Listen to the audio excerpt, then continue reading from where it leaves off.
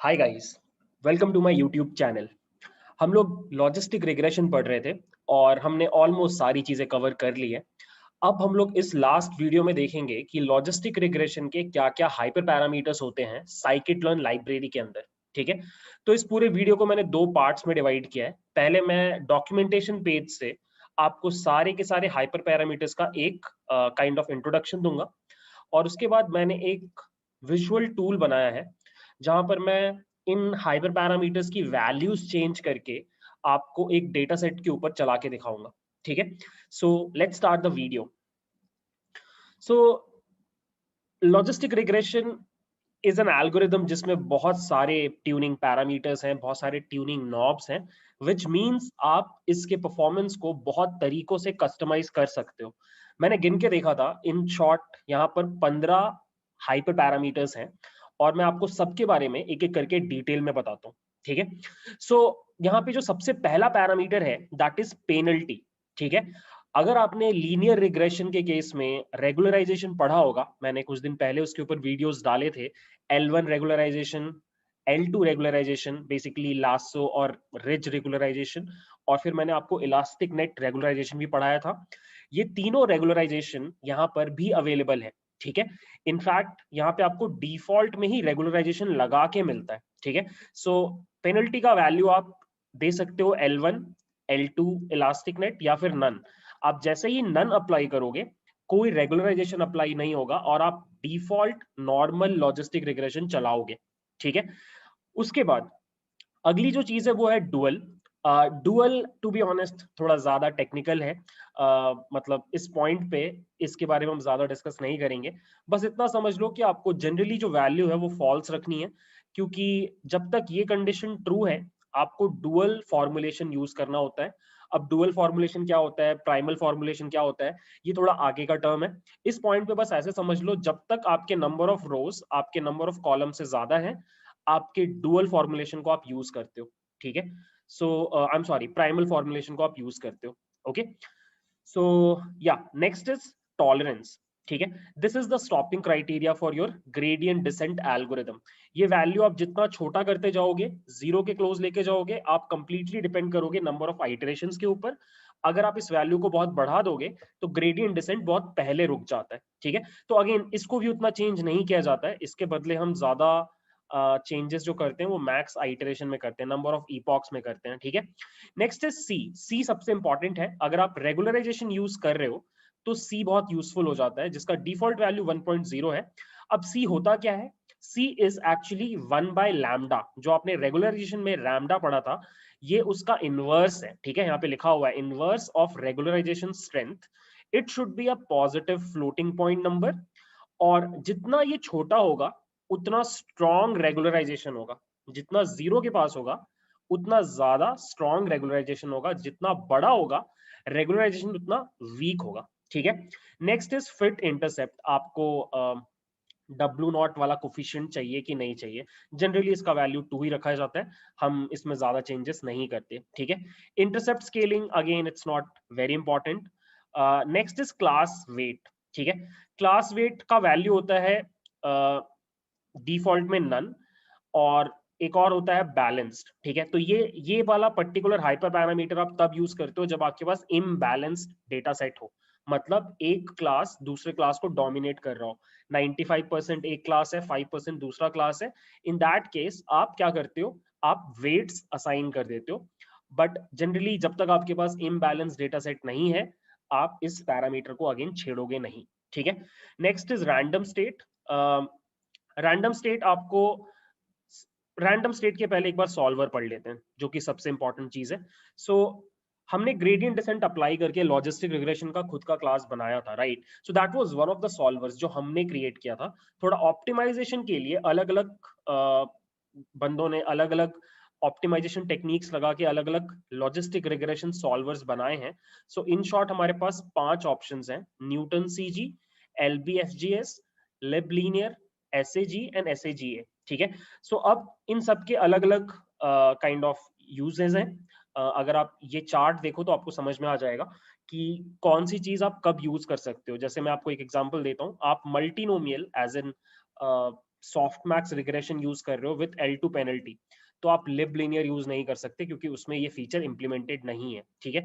LBFGS आप कर सकते हो, न्यूटन सीजी कर सकते हो, SAG कर सकते हो, SAGA कर सकते हो।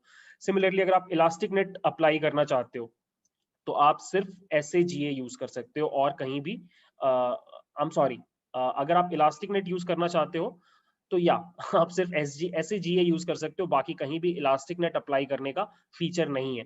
अगर आप विदाउट पेनल्टी काम करना चाहते हो, विदाउट कोई रेगुलराइजेशन टेक्निक यूज किए काम करना चाहते हो, तो आप ये चारों यूज कर सकते हो। तो आपको ये चार्ट थोड़ा सा याद रखना पड़ता है, बाकी आप गलती कर करके सीख जाओगे। यहाँ पे कुछ कुछ और बिहेवियर्स भी हैं इन सॉल्वर्स के, कि जैसे कि बड़े डेटा सेट्स के ऊपर कौन से सॉल्वर्स फास्ट हैं, कौन से सॉल्वर्स अनस्केल्ड डेटा के ऊपर ज्यादा अच्छा परफॉर्म करते हैं, कौन से सॉल्वर्स आपके इंटरसेप्ट टर्म को पेनलाइज करते हैं। तो ये चार्ट आपको थोड़ा सा एक बार याद रखना पड़ेगा। ऑनेस्टली मुझे खुद भी उतना याद नहीं रहता है, मैं हाइपर पैरामीटर ट्यूनिंग करता हूँ तो इंटरनली सब कुछ खुद से हैंडल हो जाता है। बट अगेन एक रफ आइडिया होना चाहिए, स्पेशली अगर आप इंटरव्यूज वगैरह में बैठने जा रहे हो तो, ठीक है। सो अब वही यहाँ पे लिखा हुआ है कि रैंडम स्टेट एक इंटीजर वैल्यू आप दे सकते हो, और ये सिर्फ तभी यूजफुल होता है जब सॉल्वर का वैल्यू इन तीनों में से कोई एक होता है, otherwise it is not useful, ठीक है। Next is max iteration, this is the number of epochs taken by the algorithm to converge. Next is multi class. Multi class मतलब अगर आपके डेटा में दो से ज्यादा क्लासेस हैं, आप मल्टी क्लास क्लासिफिकेशन कर रहे हो, इन दैट केस आप ऑटो सेलेक्ट करते हो या फिर OVR या फिर मल्टीनोमियल। OVR होता है वन वर्सेस रेस्ट, और मल्टीनोमियल होता है जो हमने लास्ट वीडियो में डिस्कस किया था, ठीक है। सो यहाँ पे लिखा हुआ है if the option chosen is OVR then binary problem is fit. अगर आप OVR सेलेक्ट कर रहे हो तो होगा क्या कि आपके हर क्लास के लिए एक लॉजिस्टिक रिग्रेशन प्रॉब्लम चलाया जाएगा, एक लॉजिस्टिक रिग्रेशन मॉडल ट्रेन किया जाएगा। सो अगर आपके पास 3 क्लासेस हैं तो आप 3 अलग लॉजिस्टिक रिग्रेशन मॉडल्स चलाओगे, ठीक है। जैसा मैंने लास्ट वीडियो में डिस्कस भी किया था, that is one versus rest. OVR का मतलब होता है वन वर्सेस रेस्ट। उसके बाद है अगर आप मल्टीनोमियल सेलेक्ट करते हो तो आप मल्टीनोमियल लॉस को मिनिमाइज करते हो, ठीक है। और ये तब भी काम करता है जब आपका डेटा बाइनरी है, ठीक है। तो बेस्ट यही रहता है कि आप इसको ऑटो पे छोड़ दो, ठीक है। अनलेस अंटिल आप श्योर नहीं हो कि आपको मल्टीनोमियल करना है या OVR करना है, इसको ऑटो पे छोड़ दिया जाने पे बेस्ट रिजल्ट आपको मिल जाता है, ठीक है। Next is verbose. ट्रेनिंग होते टाइम अगर आपको बीच के स्टेजेस में रिजल्ट्स देखने हैं तो वर्बोस को वैल्यू आप 1 दे सकते हो। Next is warm start. Warm start अगर आप ट्रू कर दोगे तो आप जिस पॉइंट पे ट्रेनिंग स्टॉप कर रहे हो, अगर उसके बाद फिर से ट्रेनिंग स्टार्ट करो तो जिस पॉइंट पे आपने स्टॉप किया था वहीं से कंटिन्यू होगा, वही पैरामीटर वैल्यूज से कंटिन्यू होगा। अगर आपने फॉल्स कर रखा है तो हर बार शुरू से ट्रेनिंग होगा, ठीक है। N jobs. एन जॉब्स होता है आपके सारे कोर्स को यूज करने के लिए, आपके CPU में मल्टीपल कोर्स होते हैं। अब लेट्स से आप मल्टी क्लास क्लासिफिकेशन कर रहे हो यूजिंग OVR। OVR मतलब हर क्लास के लिए एक लॉजिस्टिक रिग्रेशन मॉडल ट्रेन हो रहा है, तो ऑब्वियसली ये बहुत ज्यादा कंप्यूटेशनली एक्सपेंसिव टास्क है। उस केस में आप क्या कर सकते हो, एन जॉब्स का वैल्यू -1 सेट कर सकते हो, और ये ऑटोमेटिकली क्या करेगा, आपके CPU के सारे कोर्स को यूटिलाइज करने लग जाएगा, ठीक है।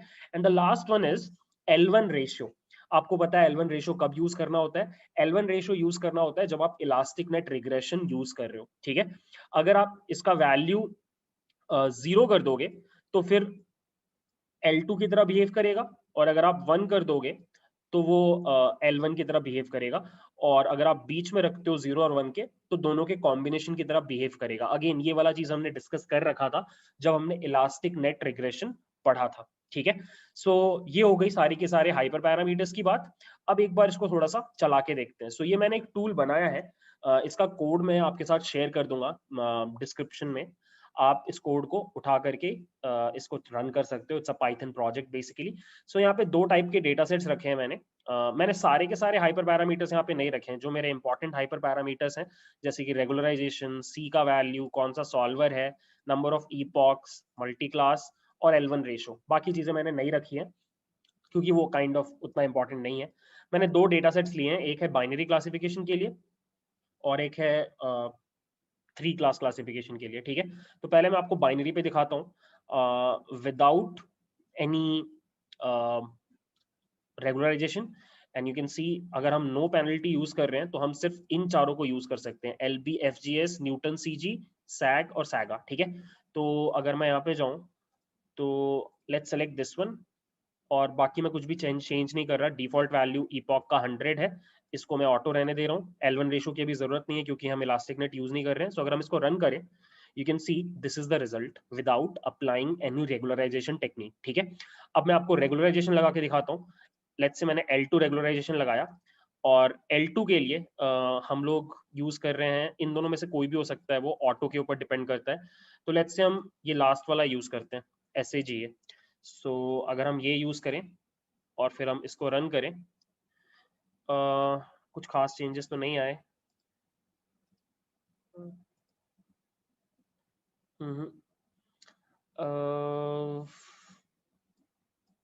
एक काम करते हैं, इस पेनल्टी को थोड़ा सा, रेगुलराइजेशन को बढ़ाते हैं। सो जितना छोटा नंबर होगा C, उतना ज्यादा होगा रेगुलराइजेशन, हमने पढ़ा अभी जस्ट।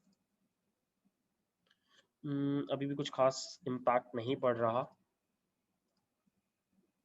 हाँ देखो गाइस, अब डिफरेंस दिखने लग गया है। आपका जो स्लोप का वैल्यू है वो घटने लग गया है, ठीक है। देखो अगर मैं यहाँ पे नन कर दूं, और नन के लिए हम यूज कर सकते हैं सिर्फ,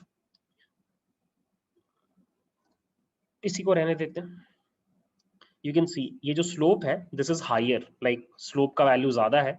अगर मैं इसको सेलेक्ट करूं L2, तो यू कैन सी स्लोप नीचे आ रहा है, विच शोज कि आपका अप्लाई हो रहा है रेगुलराइजेशन, ठीक है। तो अगेन आप अलग अलग वैल्यूज के लिए ट्राई करके देख सकते हो।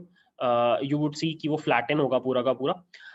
मैं आपको एक चीज और दिखाता हूँ यहाँ पर, और वो है मल्टी क्लास क्लासिफिकेशन करके, without any regularization. I have to use multinomial without penalty. So हम लास्ट में से कोई भी एक यूज कर सकते हैं। Let's use SAGA. यहाँ पे we'll select multinomial और रन किया, and you can see this is the output, ठीक है। सो हमारा क्लियर कट 3 अलग डिसीजन रीजन्स बन रहे हैं, ठीक है। तो what you should do is, 2 चीजें करो आप। सबसे पहले तो ये कोड जा करके आप उठा लो गिटहब से, और सेकंड इसको रन करके देखो, मतलब थोड़ा एक्सपेरिमेंट्स करो और अपने अंडरस्टैंडिंग जो भी आपको आउटकम्स मिल रहे हैं उसको नोट डाउन करो, ठीक है। That would be important. Second thing is कि कोई स्टैंडर्डाइज्ड डेटा सेट उठाओ, लाइक आइरिस हुआ, या वो ब्रेस्ट कैंसर वाला हुआ, या फिर एमनिस्ट हुआ। ये जो जितने भी स्टैंडर्डाइज्ड डेटा सेट्स हैं उनको उठाओ और उनके ऊपर लॉजिस्टिक रिग्रेशन अप्लाई करो, और इन पैरामीटर वैल्यूज को ट्यून करके बेस्ट रिजल्ट निकालने का ट्राई करो, ठीक है। That is the best way to learn an algorithm, how to apply an algorithm, ठीक है। तो या that's it for logistic regression. अब हम लोग स्टार्ट करेंगे K nearest neighbour. So thanks for watching guys, bye.